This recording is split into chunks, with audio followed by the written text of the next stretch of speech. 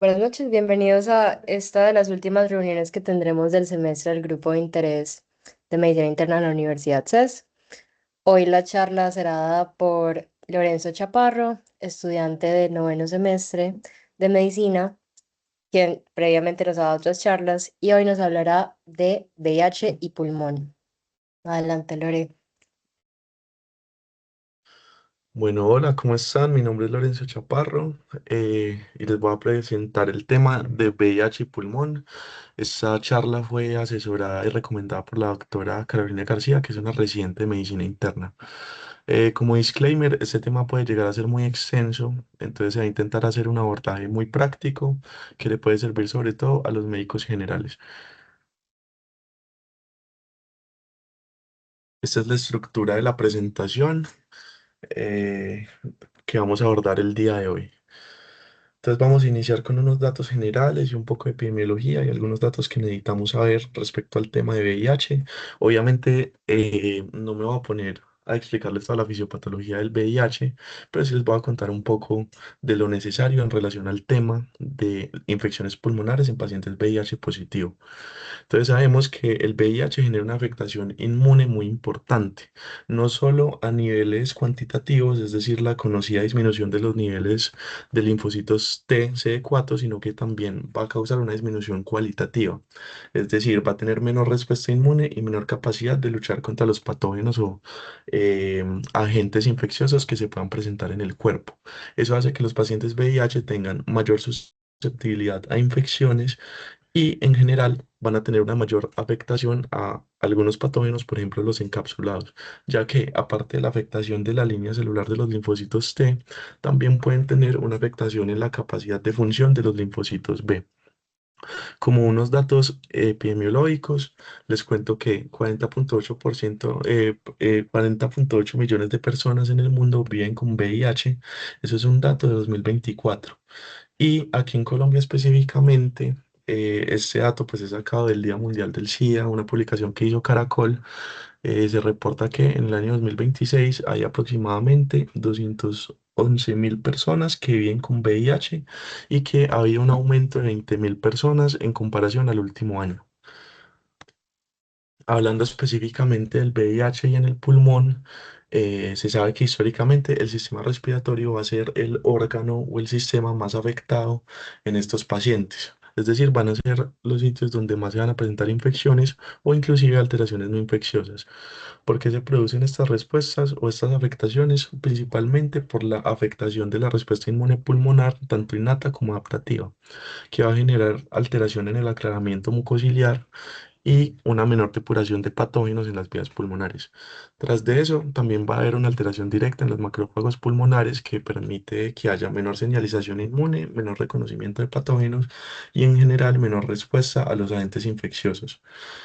Datos bastante importantes, la coinfección de tuberculosis y VIH es muy, muy común y suele afectar al 11% de los pacientes que tienen VIH.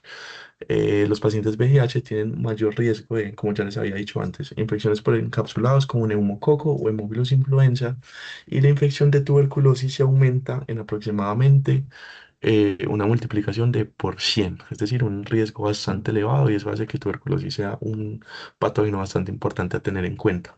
Y un tercio de las muertes en personas que tienen SIDA están relacionadas directamente con tuberculosis.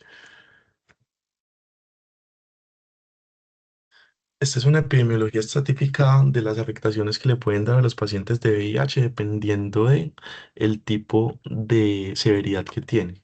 Entonces, las severidades leves, es decir, pacientes que tienen manifestaciones que se pueden tratar de manera ambulatoria, por lo general son infecciones respiratorias superiores y bronquitis agudas, y suelen ser la causa global número uno de consulta respiratoria en pacientes con VIH. Ya en niveles más avanzados o afectaciones más graves se encuentran neumonías adquiridas en la comunidad, afectaciones por tuberculosis o afectaciones por neumocistis reconociendo pues lo que yo les decía ahorita, que los pacientes VIH tienen más de 100 veces el riesgo de adquirir infecciones por estos patógenos. Y ya en afectaciones que requieren UCI, es decir, afectaciones severas o críticas, se encuentra sobre todo neumonías adquiridas en la comunidad graves que se asocian a sepsis o bacteremia o a manifestaciones graves del neumocistis jirovecii, reconociendo que también hay un riesgo de aproximadamente por 100 de que los pacientes que tengan VIH y hagan una neumonía adquirida en la comunidad se le tenga la complicación de bacteremia. Bueno. Es importante, antes de ponernos a hablar de las afectaciones infecciosas, reconocer que los pacientes VIH también son susceptibles a afectaciones no infecciosas. Muy importante el dato de que los pacientes que suelen tener VIH, según su grupo etario, son pacientes que están asociados al consumo de tabaquismo, de sustancias psicoactivas y de alcohol. Eso los hace muy predisponentes a enfermedades como el EPOC, en donde se ha cuantificado que hay un riesgo de por 10 en pacientes VIH que tienen algún riesgo asociado, por ejemplo el tabaquismo, a padecer la enfermedad del EPOC. Y específicamente hablando de los pacientes VIH fumadores, tienen una prevalencia del 20 al 37%. Y tras de eso tienen más del 20%, más del 20 veces la probabilidad de tener progresión de la enfermedad. Eso hablando de la enfermedad pulmonar obstructiva crónica, otras afectaciones que tenemos que tener en cuenta, también muy importantes porque pueden ser diferenciales que tenemos que analizar, los cánceres o las malignidades, específicamente el cáncer de pulmón, que es la malignidad más común en el paciente VIH, pero también puede presentarse otras alteraciones, otras neoplasias, como por ejemplo el linfoma no Hodgkin, que se manifiesta como una masa pulmonar. ¿Y qué otras afectaciones que son un poco más raras, pero de todos modos se tienen que tener en cuenta? Neumonías intersticiales linfocíticas, los sarcomas de Kaposi, que pueden generar derrame pleural o una masa en las imágenes, enfermedad de Castleman, hipertensión arterial pulmonar o síndrome de reconstitución inmune, que son patologías específicas que serían una charla completa, pero se tienen que tener en cuenta. Entonces vamos a empezar con lo importante, la verdad, hay un paciente de VIH con manifestaciones pulmonares. Este es como los 5 pasos que se recomiendan todas las guías o la mayoría de las guías para poder analizar a estos pacientes, en donde primero tengo que determinar el motivo de consulta, que van a ser manifestaciones clínicas pulmonares. Luego le tengo que hacer un interrogatorio completo, donde sea muy importante el cuestionamiento de la temporalidad. Después le hago estudios con paraclínicos, con imagenología y ya probablemente lo más importante, la carga viral y el conteo de linfocitos TCD4. Entonces, empezando con manifestaciones pulmonares, lo más frecuente que nos vamos a encontrar van a ser las manifestaciones como la disnea, la tos, el síndrome de respuesta inflamatoria, el dolor torácico o la hemoptisis, reconociendo o haciendo una aclaración en el tema de la tos, y es que la mayoría de pacientes VIH van a tener tos no expectorativa o tos seca, lo cual es importante en el momento de la recolección de los esputos, entonces es muy importante tener eso en cuenta. ¿Qué otras manifestaciones pueden tener estos pacientes? Fiebre, síntomas constitucionales, por ejemplo, en tuberculosis pueden tener pérdida de peso, sudoración nocturna, candidiasis, que suele ser un signo grave que me indica que el paciente está con la enfermedad del SIDA, lesiones cutáneas que me podrían también orientar a diferentes patologías, por ejemplo, el histoplasma o el criptococo, y manifestaciones neurológicas que me orientan mucho a una infección por criptococo o por toxoplasma. En el interrogatorio, ser muy juicioso con las manifestaciones y con los síntomas que presenta el paciente, con la temporalidad, pensar que un cuadro agudo, que son manifestaciones clínicas de menos de una semana, me pueden indicar patologías específicas, mientras que los subagudos o crónicos, que son de más de una semana, que se pueden ir hasta 4 semanas, me indican otras patologías. Y eso es muy importante en el momento de analizar los cuadros clínicos. Obviamente, preguntarle la historia específica de VIH, de inmunidad, muy juiciosos con la pregunta de la adherencia a la terapia retroviral, porque eso puede ser uno de los motivos por los cuales se presentan reinfecciones o infecciones primarias. Averiguar el contexto social del paciente, muy importante por las características de los pacientes VIH positivos y nexos epidemiológicos, ya que sabemos que un paciente inmunocompetente no va a tener las mismas manifestaciones que un paciente VIH o que un paciente VIH puede tener manifestaciones o enfermedades que un paciente inmunocompetente no va a tener. Bueno. Estos son los exámenes que debemos pedir de manera inicial o que por lo menos yo recomiendo, muy orientado en encontrar manifestaciones clínicas o manifestaciones que me puedan orientar a los diagnósticos y también posibles asociaciones de las enfermedades del VIH, no necesariamente pulmonares. Un hemograma, una función renal, un creatinina, una función hepática, los niveles de LDH que pueden ser muy importantes en el momento del seguimiento y de la severidad de infecciones fúngicas, gases arteriales, sobre todo para determinar la gravedad del paciente y el pronóstico del paciente. Obviamente una imagen que puede ser TAC o rayos X y carga viral y conteo de linfocitos TCD4 que por supuesto sería lo más importante en el momento del abordaje, en el momento de pensar en patógenos, pero reconocer que en un medio como Colombia no siempre van a estar disponibles y que si no se encuentra disponibilidad del conteo de linfocitos TCD4 de carga viral, no debería ser un impedimento para poder diagnosticar y tratar de manera correcta a los pacientes que tienen manifestaciones pulmonares que son VIH positivos. Acá les hago una aclaración del TAC versus la radiografía de tórax, de cuál debería pedir. Y para eso les traje este estudio, que en realidad es un estudio bastante viejo, pero es como de los estudios que más se han enfocado en mirar a ver si es mejor el TAC o la radiografía de tórax para determinar manifestaciones pulmonares en los pacientes VIH positivos. Fue un estudio retrospectivo de 133 pacientes. Lo que hicieron fue que tenían dos observadores y cada observador iba a analizar un TAC y una radiografía. Y estos fueron los resultados. Básicamente, que entre los dos observadores se identificaron correctamente el 96% de las manifestaciones intratorácicas o intrapulmonares hablando del TAC o de la tomografía específicamente, en comparación al 90% de los rayos X. Basándose en eso, uno podría concluir que el TAC tiene mejor rendimiento para las manifestaciones intratorácicas y también para diagnósticos diferenciales. Sin embargo, la diferencia en el rendimiento es modesta, lo que significa que los rayos X podrían ser igual de útiles para poder hacer el abordaje diagnóstico de estos pacientes.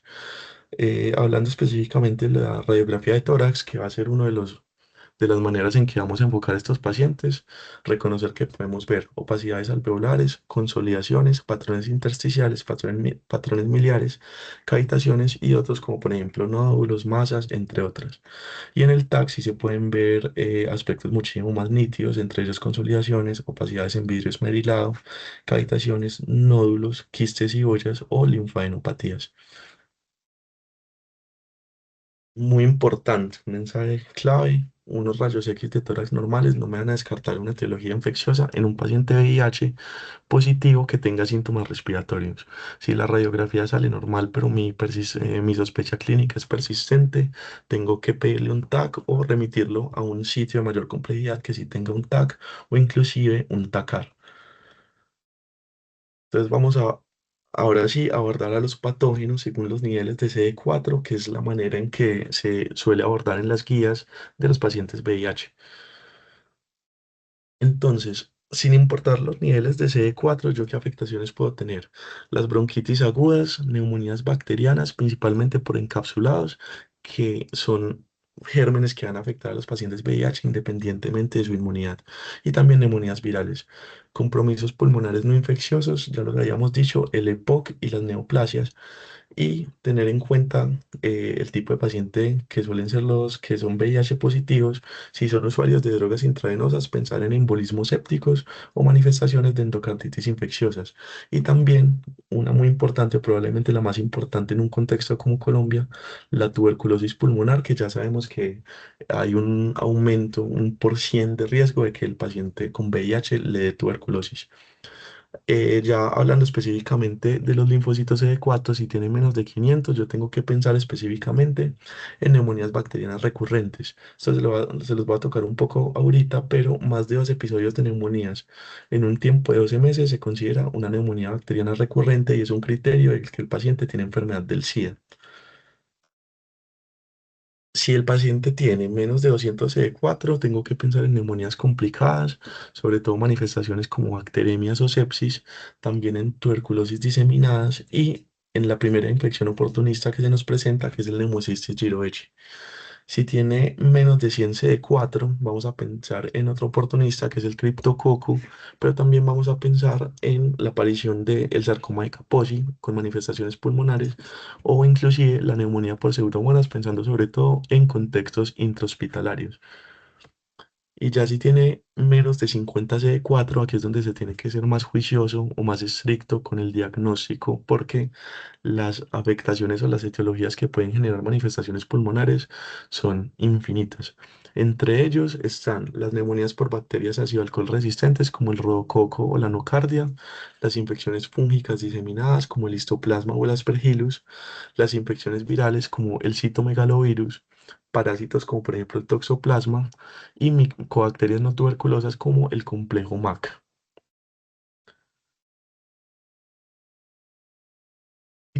Ya teniendo en cuenta todos esos patógenos y los niveles de CD4 en los que se suelen presentar, vamos a tomar el examen o la imagen de los rayos X y vamos a coger los patrones más comunes que suelen tener estos pacientes VIH para orientarnos a qué etiologías pueden ser.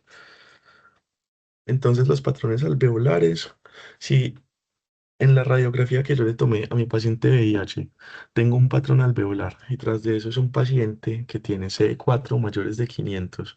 Tiene síntomas de 5 a 7 días y suelen ser como fiebre, disnea, taquipnea o taquicardia. Tengo que pensar principalmente en una neumonía bacteriana, la que más afecta a VIH, los encapsulados, en especial neumococo, haciendo la énfasis en que el neumococo suele manifestarse en casi todos los casos con consolidaciones. Si tengo patrón alveolar y tengo CD4 menos de 100, tengo que pensar en la posibilidad de una neumonía por pseudomonas, en donde va a ver patrones consolidativos y también presencia de cavitaciones, y esto se tiene que analizar o pensar mucho en pacientes que están en un contexto intrahospitalario, es decir, una infección nosocomial.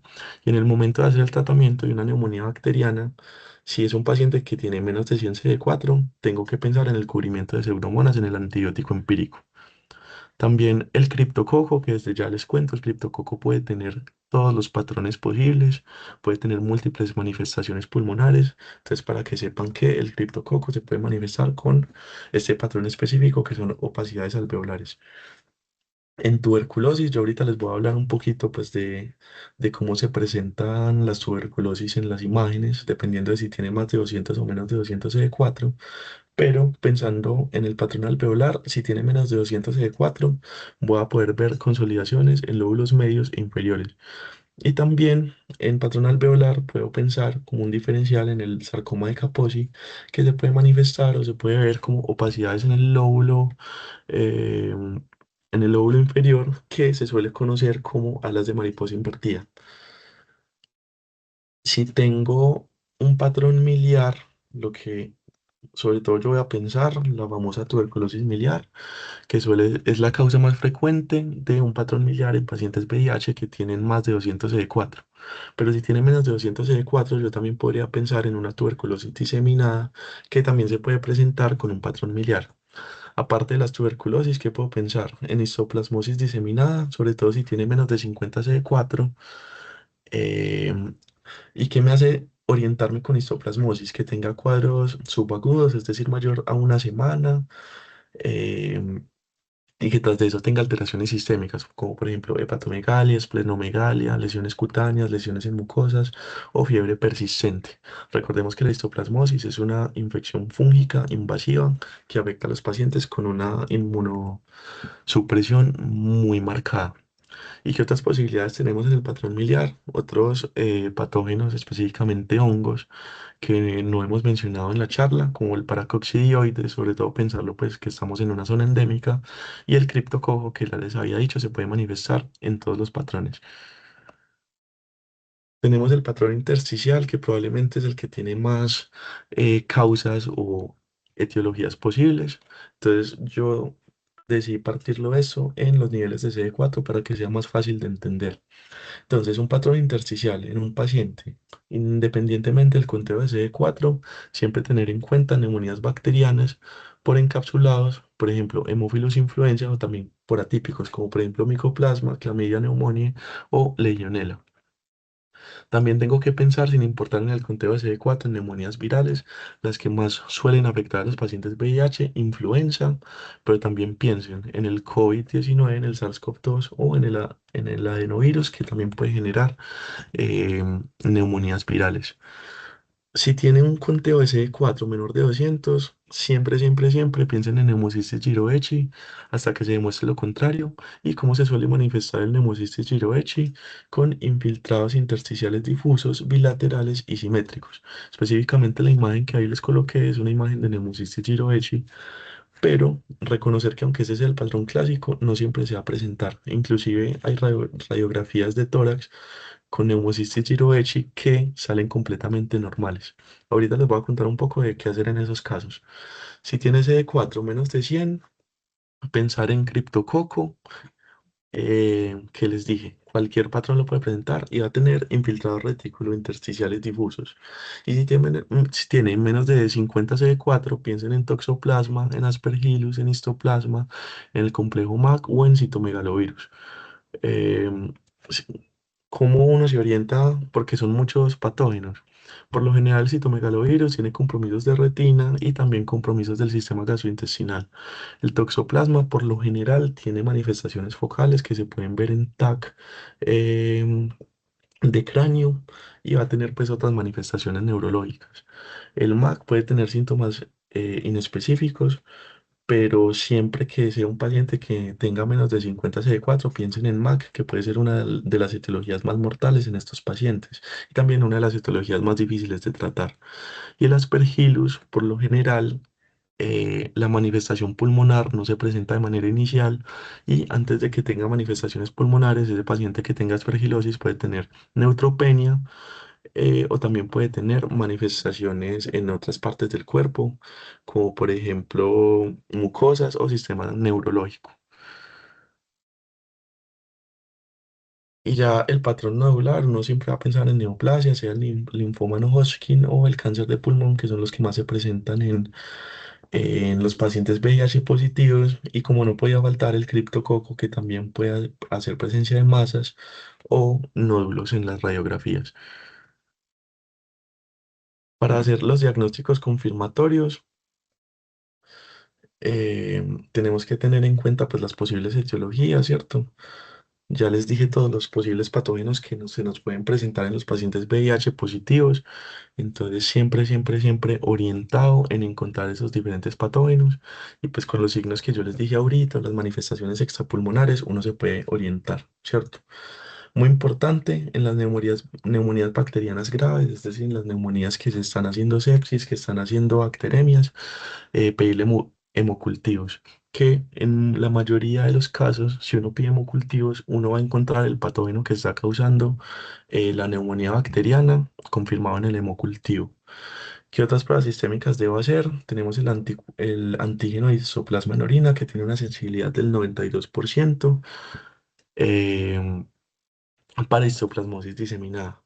El antígeno de criptococo en suero, que tiene un 90% de sensibilidad en infección por criptococo. La PCR para tuberculosis en orina, sobre todo si sospecho tuberculosis diseminadas. Y si el paciente tiene capacidad de expectorar, no lo ignoren. Yo sé que les dije que los pacientes VIH no suelen expectorar, pero si lo hacen, aprovechen que se evitan un procedimiento y le hacen la recolecta del esputo de la expectoración para poder hacerle el respectivo estudio en laboratorio. Pero pues como la mayoría de los pacientes no expectoran, los que son VIH positivos, el gold estándar en los pacientes VIH con manifestaciones pulmonares siempre va a ser el lavado broncoalveolar, ¿cierto? Entonces le mandamos el procedimiento de lavado broncoalveolar por medio de broncoscopia y una vez hecho este procedimiento y tomado la muestra, yo le tengo que solicitar lo siguiente: los básicos de los más importantes, los GRAM, o la tinción GRAM, en donde yo voy a determinar las etiologías por bacterias. El KOH, donde yo voy a identificar estructuras micóticas. La tinción de Sil-Nielsen para determinar patógenos o bacterias ácido alcohol resistentes, como por ejemplo la tuberculosis, pero también el Mycobacterium albium o pues el MAC. Tinciones específicas por oportunistas, que tinción china, ¿cierto? Eso pues hay un montón, pero Si yo tengo la sospecha, sobre todo de infecciones oportunistas por hongos como Histoplasma, Cryptococcus, Aspergillus, las tengo que pedir de manera específica. Y plata metenamina, que se suele pedir o me suele ser útil para determinar el diagnóstico de Pneumocystis jirovecii. También tengo que pedir cultivos, un cultivo piógeno para etiologías bacterianas, un cultivo de hongos para micosis y micobacterias para tuberculosis, que siempre va a ser muy importante. Pruebas moleculares, PCR para tuberculosis, PCR para Pneumocystis jirovecii, que es relativamente nueva, pero se puede pedir, y el Film Array, que es algo así como la medición de los posibles antígenos para determinar tanto virus como bacterias que suelen ser comunes en los cuadros de neumonía o de afectaciones pulmonares. Yo tengo dos tipos de Film Array, los respiratorios o el Film Array para neumonía. Yo voy a pedir el respiratorio, sobre todo si es un paciente que tiene manifestaciones agudas que me hacen pensar en una neumonía adquirida en la comunidad y que cuando le tomé la imagen salió un patrón intersticial. Ahí le pido el respiratorio y el respiratorio principalmente me va a encontrar patógenos como bacterias atípicas em, o inclusive algunos virus, ¿cierto? Pero si yo sospecho que es una neumonía, que fue un paciente de VIH, que le empezaron los síntomas respiratorios estando hospitalizado por X o Y motivo, le tomé una radiografía, salió con patrón alveolar, es mejor pedirle el film array de neumonía porque ahí me va a considerar gérmenes que pueden ser de infecciones nosocomiales o inclusive me va a detectar antígenos o características de los patógenos que me indiquen cierto grado de resistencia, lo cual me puede orientar mucho a los tratamientos específicos o dirigidos contra estas infecciones. Y ya pues otras pruebas que se pueden pedir, los antígenos de histoplasma o el galactomanano para Aspergillus, que se pueden tener en cuenta dependiendo pues del diagnóstico o de la sospecha clínica que yo tenga. Entonces vamos a hablar específicamente de algunos patógenos. No voy a tocar todos los patógenos porque la charla quedaría de 2 horas, pero sí me parece que voy a tocar los más importantes que son tuberculosis, neumococo y Pneumocystis jirovecii. Pero de todos modos yo les hago la aclaración. Los pacientes VIH les puede dar de todo, se pueden infectar de todo, en cualquier momento se pueden infectar, están hospitalizados y se pueden infectar. Entonces nunca descarten otras afectaciones, nunca descarten los hongos, nunca descarten las histoplasmosis, los criptococos, los aspergilosis, los paracoccidioides, nunca descarten influenza, COVID, que en definitiva los pacientes VIH se pueden afectar por cualquiera de estas etiologías. Hablando específicamente de streptococo, obviamente pues la charla no se trata de streptococo, voy a hablar de manera muy general y lo importante en los pacientes VIH. Entonces, es el germen más común en los pacientes VIH. El 40% de las neumonías en los VIH positivos van a ser por Streptococcus pneumoniae.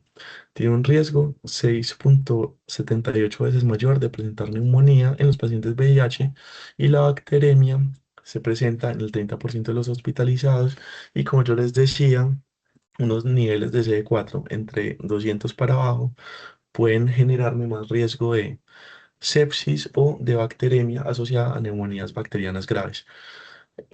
Para la clínica y el diagnóstico, siempre pensar en manifestaciones agudas, sobre todo fiebre alta, tos, puede ser expectorativo o no, porque recordemos que los VIH positivos no suelen expectorar tanto, y dolor pleurítico. Una forma de diagnosticarlo que puede servir bastante, aparte pues de las imágenes, de los cultivos, de la broncoscopia y de todo lo que ya les he mencionado, es el antígeno urinario que tiene una sensibilidad del 70 al 80%. Se puede hacer de manera rápida en un contexto de urgencias y aparte es costo efectivo. Eh, pero pues obviamente uno a estos pacientes les pide imagen. En las imágenes vamos a ver un patrón alveolar con consolidación y si uno le hace el respectivo estudio, sea pues de la expectoración, si el paciente se expectora o por medio del lavado broncoalveolar, uno le hace el estudio del gram y van a salir diplococos gram positivos. Y recordemos que también para diagnosticar estas bacteremias tiene que tener dos hemocultivos positivos, ¿cierto? Eh, Eso es lo que yo les había dicho que les iba a decir ahorita. La neumonía bacteriana recurrente, que son 2 episodios de neumonía en un tiempo de 12 meses o en un año, es un criterio definitorio de SIDA. Es decir, me está diciendo que la inmunidad del paciente ya está claramente comprometida. Recordemos que Los encapsulados como el estreptococo son los que más suelen afectar o los que más se suelen aprovechar de la poca inmunidad o la poca respuesta inmune que tienen los pacientes VIH positivos. Y acá muy importante para estos pacientes la vacunación. Eh, entonces, ¿qué tenemos que tener en cuenta? Pues reconociendo que pues hay múltiples vacunas para el Streptococcus pneumoniae, ¿cierto? La PCV20, que es una vacuna conjugada que cubre 20 serotipos, la Prevnar 20, que es bueno, la Prevnar 20 pues es el nombre comercial de la PCV20, ¿cierto? Pero también hay otras como por ejemplo la PCV21, que cubre 21 serotipos, o la PCV23, que cubre 23 serotipos.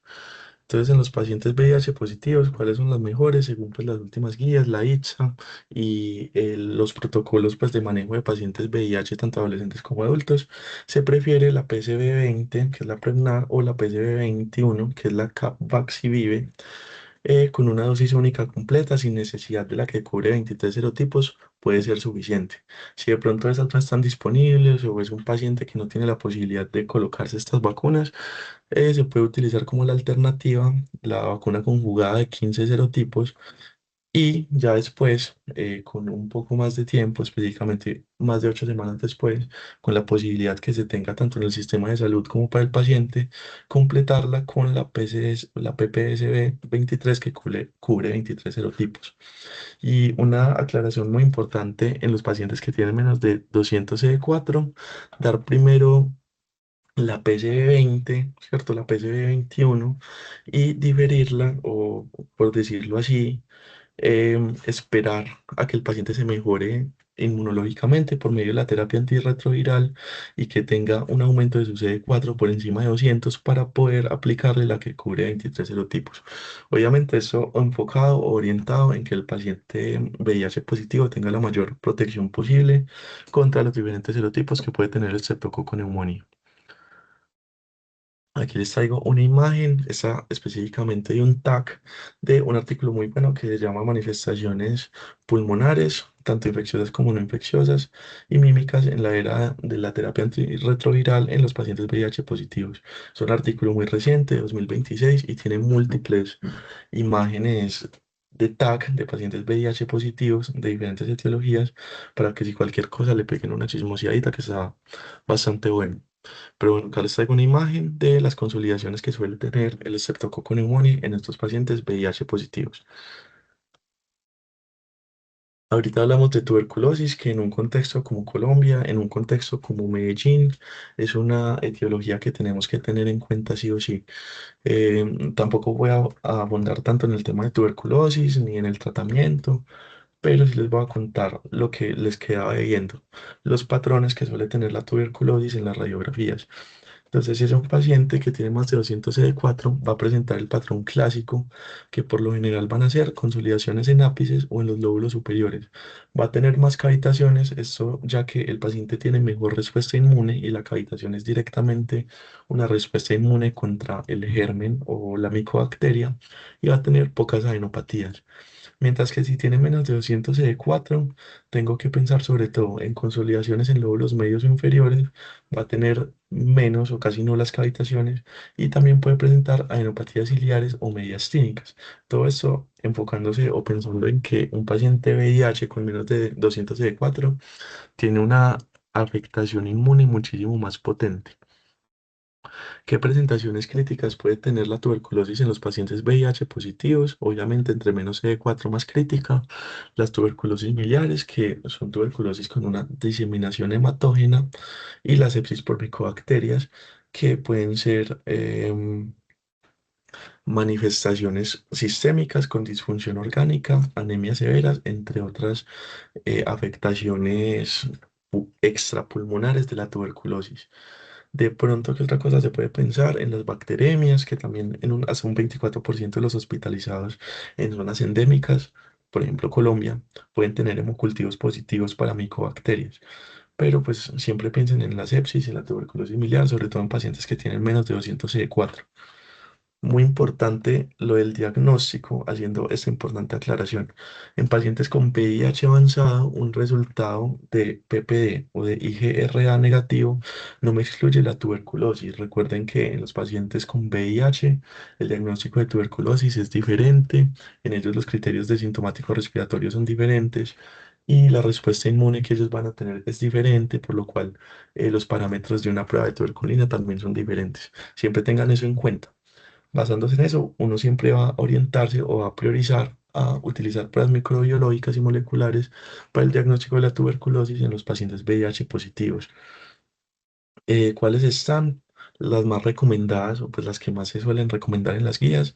Está Expert MTB, RIF Ultra, que en este momento es el gold estándar de elección y también me puede determinar resistencias a la rifampicina y la Fuji LAM, que es una prueba de o una PCR en orina de nueva generación que también tiene muy buen rendimiento diagnóstico en la tuberculosis. La combinación de estas dos me puede alcanzar un rendimiento diagnóstico en los pacientes VIH de hasta el 71%. Bueno, acá les traigo también pues otra imagen del mismo artículo de las manifestaciones en el TAC de específicamente una tuberculosis miliar.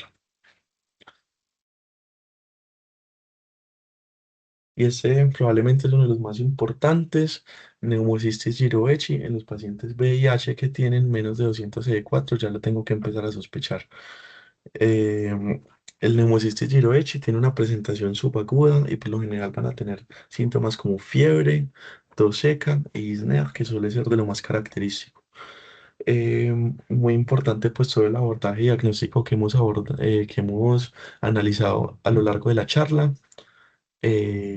La medición de LDH es clave, sobre todo en las infecciones fúngicas, y se determina que es una infección elevada cuando tiene más de 500 unidades por litro. Y esto me puede servir mucho, aunque es un marcador inespecífico, me puede servir mucho para determinar qué tan grave está el paciente y determinar la respuesta que va a tener el paciente al tratamiento.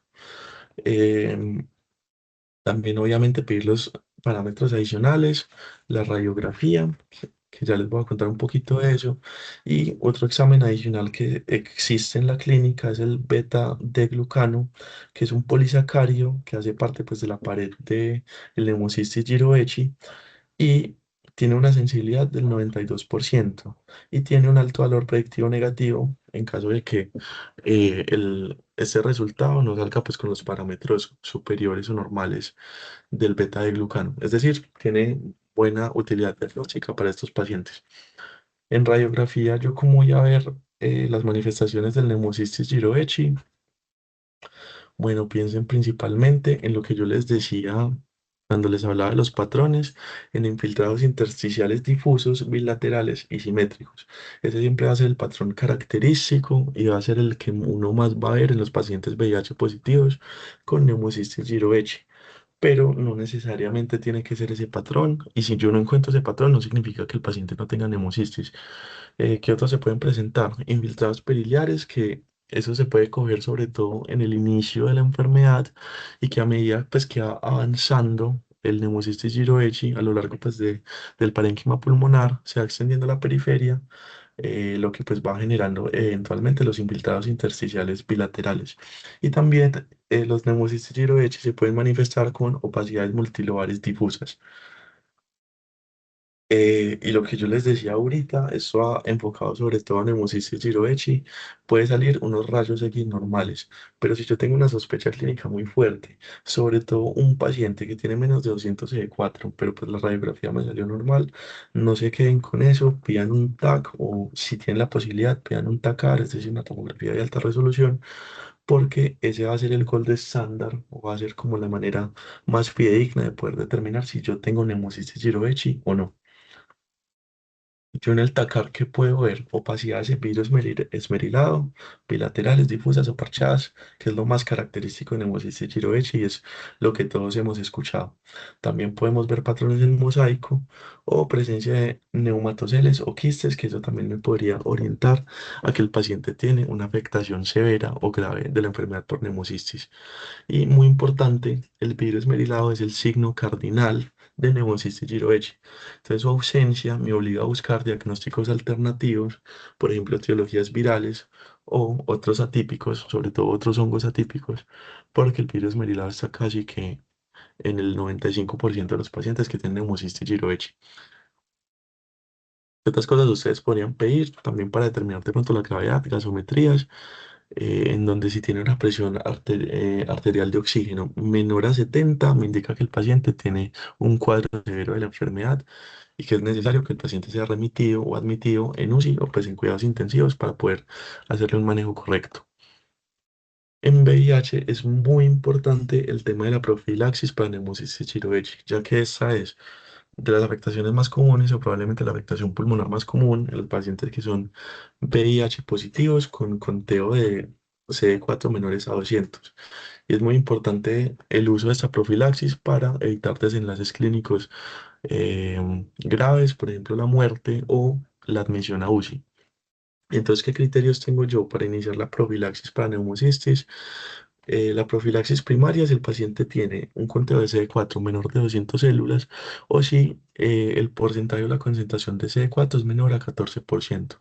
Para hacer profilaxis secundaria sería cuando el paciente completó el tratamiento de un episodio agudo por neumocistis giroechi, es decir, sería algo así como un tratamiento de mantenimiento en estos pacientes que acaban de tener una manifestación aguda.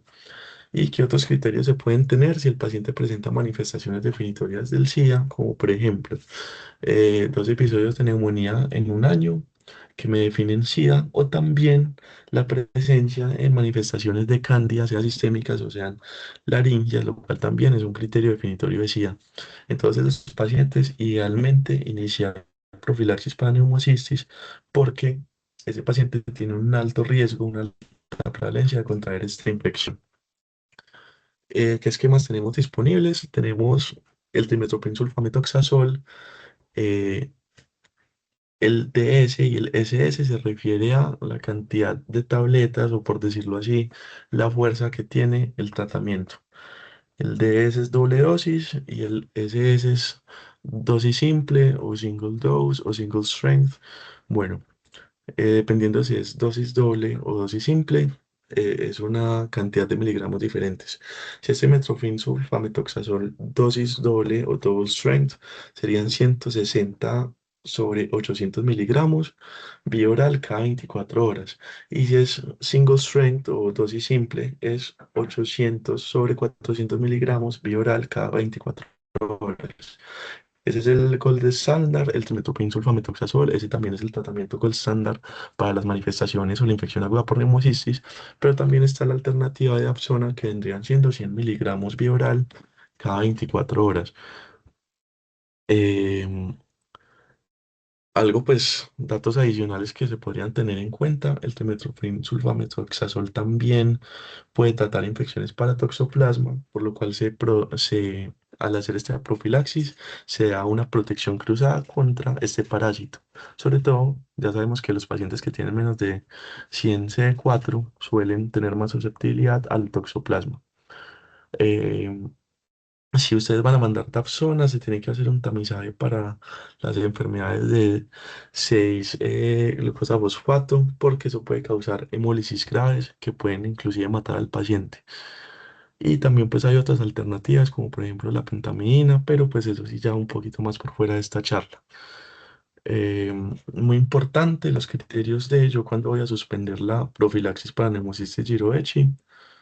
Em, La regla general sería cuando el paciente logre, por medio de la terapia antirretroviral, un recuento de CD4 mayor a 200 células por metro cuadrado y que esto sea mantenido durante al menos 3 meses. Pero en la ITSA 2026 se han recomendado o se han destacado casos especiales en donde se refiere o se hace el énfasis en que se puede considerar la suspensión si el paciente tiene CD4 entre 100 y 200, pero tiene una carga viral indetectable por un tiempo mayor a 3 a 6 meses. Entonces, pues cualquiera de los dos, pero eso se basa sobre todo en criterio clínico, asegurarse que el paciente sí tenga buena adherencia a la terapia antirretroviral y que se aseguren de que el paciente sí esté protegido para que se pueda remitir y no tenga el riesgo de neumocistis. Y muy importante, no se puede suspender la profilaxis hasta que el paciente demuestre la adherencia a la terapia antirretroviral y tenga ese conteo de CD4 mayor a 200. Y tener en cuenta que la suspensión de la terapia antirretroviral es la primera causa de la reinfección o el rebrote de Pneumocystis jirovecii en estos pacientes. Aquí les traigo una imagen de una neumonía por neumocistis, específicamente del patrón del mosaico. Bueno, ya como para estar terminando esta charla, les voy a mostrar unas imágenes adicionales de patógenos que de pronto no tocamos o manifestaciones que no le hicimos tanto abordaje. Entonces acá tenemos la imagen de un carcinoma pulmonar en un paciente VIH, un adenocarcinoma, para que se den cuenta que sí tiene que ser un diagnóstico diferencial, no todo es una etiología infecciosa. Histoplasma, eh, lo que yo les decía, pensar sobre todo en pacientes que ya tienen menos de 200, pero principalmente menos de 50 CD4. Aspergilosis con signo del halo, que es uno de los signos más importantes o pues más patoneumónicos de la aspergilosis que se ven en el TAC. Y esta que me pareció bastante chévere, una coinfección de citomegalovirus con Pneumocystis jirovecii en un paciente que tenía un conteo de CD4 de 35. Y adicional, de pronto como para el que le sirva, como una imagen, una referencia del mismo artículo de las manifestaciones del TAC que me puede ayudar o me sirve como guía para determinar estas manifestaciones claras o específicas de los pacientes VIH positivos. Bueno, ya por último, las conclusiones. Estos axiomas o estas tres conclusiones vienen inspirados directamente de un video de YouTube que se llama VIH y pulmón por el doctor Juliano Campo y está supervisado por el doctor Cataño, que es el infectólogo de la clínica CES. Entonces, pues me pareció muy buena esta conclusión y lo decidí extrapolar a esta charla. Entonces, principalmente, o uno de los primeros eh, conclusiones a tener en cuenta, VIH y manifestaciones pulmonares no me significa de manera obligatoria que va a haber una infección oportunista. De hecho, como ya abordamos a lo largo de la charla, estos pacientes suelen afectarse sobre todo por infecciones que afectan a todo el mundo, como por ejemplo el neumococo o también infecciones como COVID o influenza. Entonces no siempre consideren que va a ser una infección oportunista, no siempre piensen que va a ser Pneumocystis jirovecii o que va a ser histoplasma, criptococo, aspergilosis, porque pueden ser otras afectaciones comunes que a uno se le pasa. Obviamente siempre piensen en tuberculosis en un contexto como el de Colombia.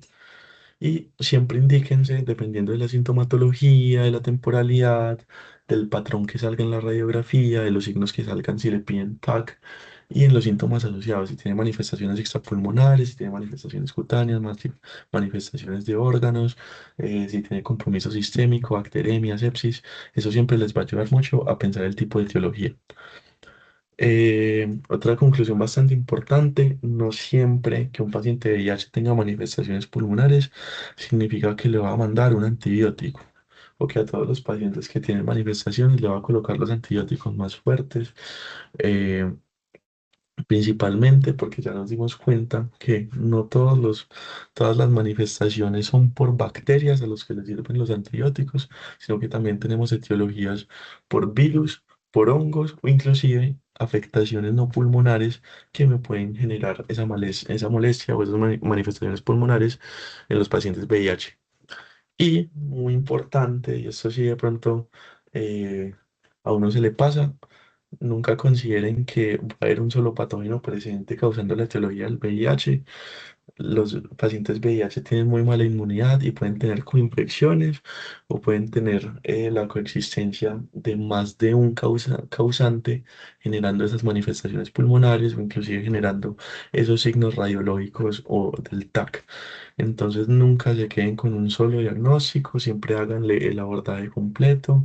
Si le hacen lavado broncoalveolar, siempre pídanle absolutamente todos los cultivos para bacterias, pero también para micobacterias, para hongos. Asegúrense de que el paciente no tenga más de una etiología, porque si solo le mandan un antibiótico, un tratamiento que solo cubre un espectro, pero no el otro, el paciente no se va a mejorar o por el contrario puede recurrir o puede tener afectaciones peores. Y bueno, eso es todo, esta es la bibliografía, ahí pues está de todos modos, pues el artículo de las imágenes se llama así. City Manifestations of HIV-associated pulmonary infections and non-infectious mimics en la era de la terapia antirretroviral. Es de 2026, muy bueno, se lo recomiendo. Listo.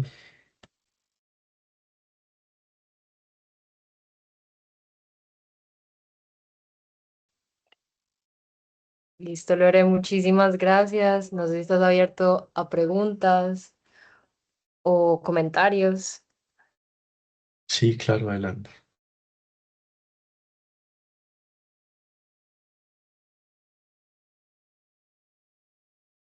No, pues primero para agradecer a Lorenzo, que me parece que la presentación estuvo muy buena. Me parece que es un tema complejo, hermano, y sin duda alguna yo creo que uno cuando mira las guías, sobre todo de infecciones respiratorias, la mayoría excluyen inmunocompetentes, inmunosuprimidos, ¿cierto? Inclusive la última colombiana muy explícitamente habla que no tiene nada que ver con inmunosuprimidos. Yo creo que la neumonía por VIH es bastante compleja y como que el abordaje inicial de este caso, yo creo que estoy de acuerdo con vos, depende mucho de la parte imagenológica y también del conteo de CD4.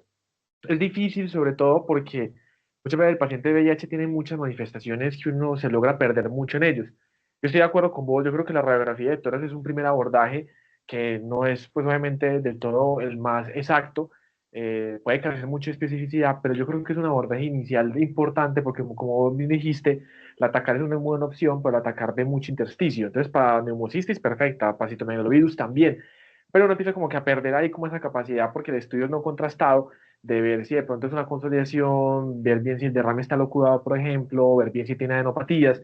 Yo creo que la radiografía inicialmente te podría ayudar ahí. Uno ve mucho compromiso intersticial, uno dice, ah, bueno, como que favorece mal atacar. No, estoy viendo como que tiene derrame pleural, como que parece una consolidación, como que una cavitación, como que adenopatías mediastinales, que ya calcificadas, de pronto la tomografía contrastada sea mejor opción en ese caso. Entonces yo creo que la imagen no son mutuamente excluyentes y yo creo que soy fiel creyente en que uno debería combinarlas, como puede intentar como abordar mejor. Pero es cierto que obviamente muchas veces no pasa eso y yo creo que pues obviamente ordenar una imagen, pues creo que la tomografía contrastada es una buena opción. El atacar también lo es, pero tiene las limitaciones pues, que ya mencionamos. Sin luego una otra gran limitación que tiene es el conteo de CD4, porque eso no sale tan rápido, ¿cierto? Eso se demora 3 4 días en salir y uno está embalado con eso, porque usted pues, puede hacer medidas indirectas. Usted sabe que tiene un paciente que tiene 2.000 2.000 leucocitos, de los cuales tiene 1.500 neutrófilos y menos de 500 linfocitos, posiblemente su conteo de CD4 sea menor de 200 y uno como que ahí como que le va metiendo por un lado. El paciente VIH tiene muchas manifestaciones. Yo creo que cuando uno rota la infectología, uno ve gente que tiene micobacterias no tuberculosas, tiene histoplasmosis, tiene tuberculosis, a veces incluye concomitantemente. Como bien vos dijiste, usualmente no olviden la histoplasma. La histoplasma es muy frecuente en nuestro medio. El criptococo en pulmón es más raro, ¿cierto? Pero se puede ver. Es como un histoplasma en el sistema nervioso central. Es raro, pero se puede ver. Yo creo que la tuberculosis es un factor importante a tener en cuenta y el histoplasma también. Ahí les quiero mencionar algo, yo creo que para gente VIH, sin duda alguna, uno debe tener mucho cuidado con los estudios microbiológicos que uno manda. Recuerden que el Pneumocystis jirovecii es un germen comensal y por eso hay un estudio del San Vicente muy bonito, no me acuerdo pues como la doctora, que ya vio que cuando usted mira en esputo la PCR para Pneumocystis, la gran mayoría salía positivo. Es más, si yo a todos ustedes les hago Pneumocystis en esputo, posiblemente 10 de ustedes tengan Pneumocystis ahí y no quiere decir que tengan la enfermedad. Y muchas veces las pruebas son cualitativas, dicen sí y no. La del palotón sí dice si es cuantitativa, si mira pues cómo va titulando los títulos. Entonces ahí hace muy difícil el cuadro, uno lo debe enfocar y yo creo que la mejor opción es hacerlo pues una PCR en la hora oncoalveolar en un paciente el cual es compatible con los síntomas, ¿cierto? Recuerden un paciente con una disnea de 3 4 semanas, con fiebre, con tos seca, hallazgos de vidrio, como bien dijiste, también produce sí, quistes, 7% hace quistes, entonces yo creo que uno como que debe pensarlo, porque las patologías que más matan a los pacientes VIH es la histoplasmosis diseminada, la tuberculosis diseminada y la tuberculosis especialmente miliar con compromiso pulmonar y el neumocistis. Yo creo que son las tres patologías que usted sí o sí tiene que buscar pues gente se mueren de eso, ¿cierto? La gente se muere de eso y pues ante la sospecha debería empezar cubrimiento antibiótico, de cubrimiento pues empírico. Entonces yo creo que las pruebas moleculares son muy buena opción. Recuerda que también existen pruebas moleculares para histoplasma, para coccidio para coccidio y para coccidio también hay. Entonces uno manda la PCR en lavado broncoalveolar a esos tres hongos. El antígeno uno lo manda más en orina, ¿cierto? En esputo no se manda, pues a menos acá en Colombia no he visto que lo manden. Entonces uno manda como esas pruebas, la prueba molecular es una muy buena opción en ese caso. Eh, yo creo que el enfoque inicial, como bien lo dijiste, uno debe buscar bien cómo es el enfoque, si es alveolar, si es intersticial, si tiene producción, pues, si tiene micronódulos, si tiene alguna consolidación, si tiene masas pulmonares, porque es de ahí donde uno va a hacer como el enfoque de abordaje junto con el conteo de C4. No olviden que esos pacientes se mueren por los tres gérmenes que les mencioné. Siempre tengan presente en la cabeza la tuberculosis, siempre tengan presente en la cabeza el histoplasma y nunca olviden el hemocistis y obesis. Son los tres gérmenes que más matan pacientes VIH, sin duda alguna. Y unos pequeños tips, los pacientes con histoplasma por lo general tienen neutropenia, tienen úlceras orales, tienen lesiones en piel. Entonces, uno ve un paciente VIH con lesiones orales, con úlceras, con lesiones en piel, úlceras en la boca, en la parte nasal, uno como que empieza a decir, uy, eso como que empieza a cuadrar un hongo, ve una neutropenia, tiene una citopenia importante, también tiene anemia, tiene trombocitopenia, como que va diciendo, bueno, la tuberculosis por ahí va, pero el histoplasma es un hallazgo importante a considerar. Ese era como mi otro dato. Y no olviden, los pacientes por tuberculosis son anérgicos, ¿cierto? Entonces esa pendeja de mandar una PPE que si sale negativa, entonces no tiene ninguna tuberculosis. Es una carajada, los pacientes VIH son anérgicos. Si es una PPE negativa no te quiere decir que no tenga tuberculosis. La tuberculosis uno debe ser exhaustivamente juicioso en descartarla. No olviden que si la PCR en esputo sale negativa, usted hace una PCR en orina porque es la que tiene mayor sensibilidad y rendimiento en pacientes VIH. El liporavino manano también es una buena opción en orina en pacientes VIH. ¿Cierto? En pacientes inmunocompetentes no mande liporavino manano, que esa vaina no sirve. Pues no está estudiada más bien. Mande más la PCR en orina buscando la tuberculosis. Y por último, y no menos importante, como vos lo dijiste, no olviden las micobacterias no tuberculosas. Son frecuentes en Colombia. Yo vi varias, he visto varias micobacterias no tuberculosas y se demoran en crecer porque uno como que no las busca, ¿cierto? Entonces uno debe mandar un lavado broncoalveolar, mandar el cultivo, mandar la PCR, pues micobacteria no tuberculosa y eso se hace en el pablotón. Entonces uno muchas veces no la manda y el paciente como que no mejora, o le tratan la tuberculosis y al segundo mes esa vaina positiva, positiva, positiva, es sensible a la rifampicina y isoniazida, y eso es como, no, escucha, la tuberculosis es como tan brava, y termina uno viendo y uno dice, pues piense, ¿cierto? Si lleva 2 meses de medicamento con isoniazida, rifampicina, tambutol y pircinamida, y el paciente sigue pintando para tuberculosis, sigue creciendo la tuberculosis, piense que eso de pronto es una micobacteria no tuberculosa, y usted debería pausar y decir, bueno, posiblemente sea no tuberculosa y debo ajustar el esquema. Entonces nunca olviden la no tuberculosa. Yo nunca voy a olvidar a un paciente VIH que yo atendí en San Birro Negro, que a él se le documentó histoplasmosis diseminada, se le documentó infección por pneumocystis jirovesi, y el man, tiempo después, tuvo una bacteremia por una micobacteria no tuberculosa, le creció Mycobacterium avium.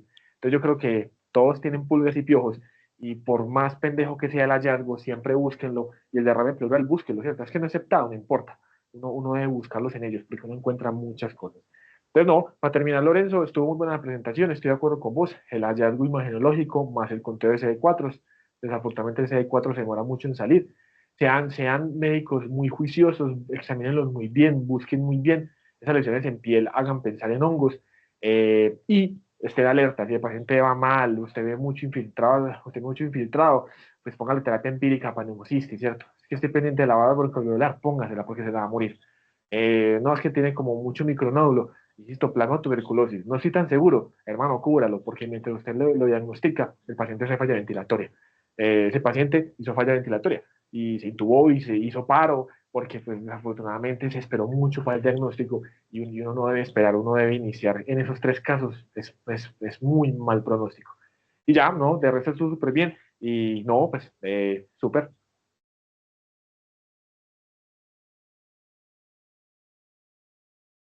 Gracias, doctor.